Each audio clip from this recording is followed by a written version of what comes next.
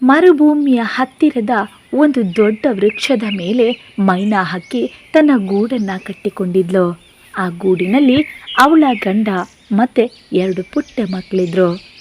ದಿನಗಳು ಹಬ್ಬಿದಂತೆ ಮಳೆಗಾಲವೂ ಶುರುವಾಯಿತು. ಆಕಾಶದಲ್ಲಿ ಮೋಡಗಳು ಜಮಾಯಿಸಲು ಆರಂಭವಾಯಿತು.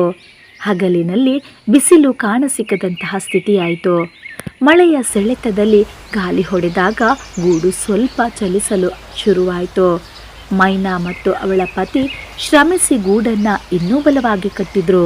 ಅವರು ಮಕ್ಕಳಿಗೆ ಹೇಳ್ತಾ ಇದ್ರು, ನಾವು ಎಲ್ಲರೂ ಒಟ್ಟಾಗಿ ಇದ್ರೆ ಮಳೆಗಾಲವು ಸುಂದರ ಅನುಭವವಾಗ್ತದೆ, ಹೆದರಬೇಡಿ ಅಂತ ಇದ್ರು.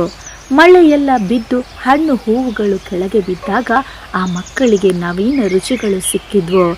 ಗಾಳಿಯಲ್ಲಿ ಹಾರಿದ ಬೆಟ್ಟದ ಹೊಗೆಯ ಮಧ್ಯೆ ಮೈನಾ ತನ್ನ ಮಕ್ಕಳಿಗೆ ಮಳೆಯ ಕನಸುಗಳ ಕತೆಗಳನ್ನು ಹೇಳ್ತಾ ಇದ್ಲು.